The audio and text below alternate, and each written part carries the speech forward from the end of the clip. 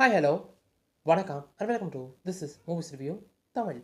இந்த மூவி ரிவ்யூவில் துல்கர் சல்மான் நடிப்பில் வெளிவந்திருக்க காந்தா இந்த மூவியோட ரிவ்யூ பற்றி தான் பார்க்க போகிறோம்.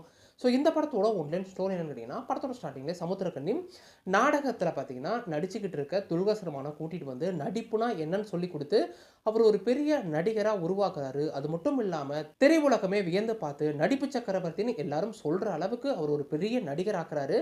ஆனால் அதுக்கப்புறம் சமுத்திரக்கனிட்டேருந்து பிரிஞ்சு வந்து நிறைய படங்கள் நடித்தா கூட சமுத்திரக்கனியோட அவங்க அம்மாவை வச்சு சாந்தான்னு சொல்லிட்டு ஒரு கதை இருக்குது. அந்த கதையில் எனக்கு நடிச்சு கொடுக்கணும்னு சொல்லிட்டு துல்கர் சல்மானை கூட்டிகிட்டு வரும்போது அந்த படத்திலேயே துல்கர் சல்மானுக்கும் சமுத்திரக்கனிக்கும் நிறைய இடங்கள்ல முட்டிக்க ஆரம்பிக்குது. அது மட்டும் இல்லாமல் எனக்கு இந்த டைட்டில் செட் ஆகலை, சாந்தான்ற பேரை காந்தான்னு மாற்றுங்கன்னு சொல்லி இவர் ஒரு பக்கம் முரண்டு பிடிச்சி நிற்க, இதுக்கப்புறம் இந்த கதையில் என்னதான் நடந்துச்சு, சாந்தா ஏன் காந்தாவா மாறுச்சு, அந்த படத்தை முடிச்சு கொடுத்தாங்களா, இல்லை அதுக்கடையில் இவங்களுக்கு என்னென்ன மாதிரியான பிரச்சனைகள் வந்துச்சுன்றது தான் இந்த படத்தோட மொத்த கதையே. இந்த படம் பார்த்தீங்கன்னா ஒரு பீரியட் படம்.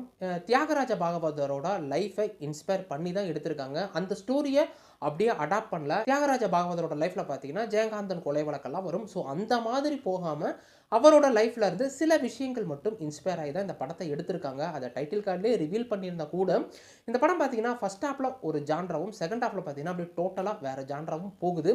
இந்த படம் என்னதான் பீரியட் படமாக இருந்தால் கூட ப்ரொடக்ஷன் டீம் பார்த்தீங்கன்னா முடிஞ்ச அளவுக்கு நீட்டாகவே ப்ரெசென்ட் பண்ணியிருக்காங்க. ஆனால் பட்ஜெட் இன்னும் கொஞ்சம் கன்சர்னாக இருந்துச்சோ அப்படின்ற ஒரு ஃபீல் தான் வந்துச்சு. மொத்தமே 3 செட்டு தான். 3 செட்டுக்குள்ளே இந்த படத்தை முடிச்சா கூட ஆனால் பீரியட் படம் என்ன எப்படி இருக்குமோ அதுக்கு பார்த்தீங்கன்னா ஜஸ்டிஃபிகேஷன் பண்ணுற அளவுக்கு பார்த்தீங்கன்னா நீட்டாகவே ப்ரெசென்ட் பண்ணியிருக்காங்க.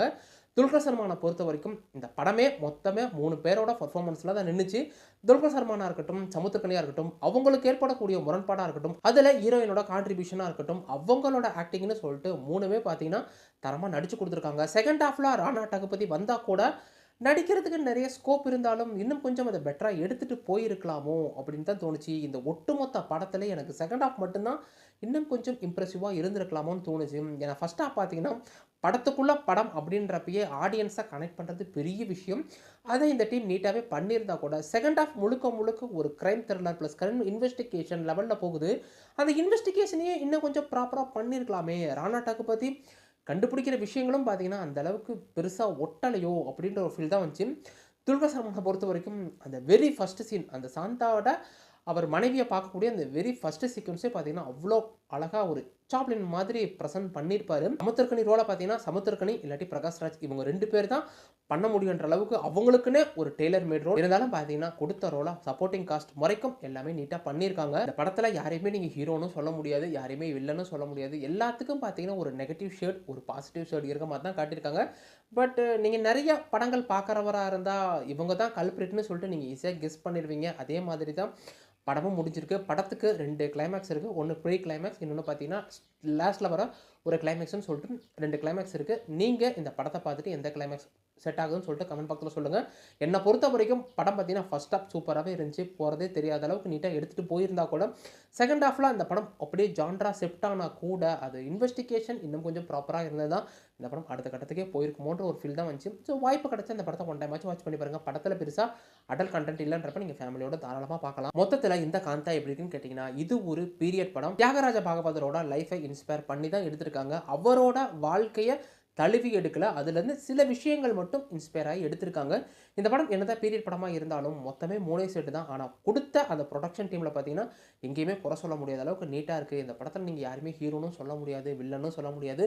எல்லாத்துக்கும் பார்த்தீங்கன்னா ஒரு பாசிட்டிவ் சைடு இருக்கிற மாதிரி ஒரு நெகட்டிவ் சைடும் காட்டியிருக்காங்க. அதை காட்டின விதம் ரொம்பவே நல்லா இருந்துச்சு. இதை தவிர படம் ஃபஸ்ட் ஹாஃபில் ஒரு ஜான்ராவும் செகண்ட் ஹாஃபில் வேறு ஒரு ஜான்ராவுக்கும் படம் செப்ட் ஆனால் கூட செகண்ட் ஹாஃபில் அந்த கிரைம் த்ரில்லர் ப்ளஸ் இன்வெஸ்டிகேஷன் போகுது. அதை மட்டும் இன்னும் கொஞ்சம் நீட்டாக பண்ணியிருக்கலாமோ. ராணா டகுபதியோட பர்ஃபார்மன்ஸும் சரி, அவருக்கு எழுதப்பட்ட கதாபாத்திரமும் இன்னும் ஆழமாக எழுதியிருந்தால் இந்த படம் இன்னும் பெட்டராக இருந்திருக்குமோன்னு தோணுச்சு. மொத்த படமாக பார்க்கும்போது அது மட்டும்தான் கொஞ்சம் நெருடலாக இருந்துச்சு. அது மட்டும் இல்லாமல் இந்த படத்தில் இவங்க தான் கல்பிரிட்னு சொல்லிட்டு நீங்கள் நிறைய படங்கள் பார்க்குறவராக இருந்தால் முன்னாடியே கெஸ் பண்ணிடுவீங்க. எனக்கு அது ஈஸி ப்ரெடிக்டபிளாக தான் இருந்துச்சு. ஸோ உங்களுக்கு எப்படி இருந்துச்சுன்னு சொல்லிட்டு கமெண்ட் பாக்ஸில் கமெண்ட் பண்ணுங்கள். இதை தவிர பார்த்தீங்கன்னா படத்தில் எந்த ஒரு அடல் கண்டென்ட் இல்லைன்றப்ப ஃபேமிலியோட தாராளமாக பார்க்கலாம்.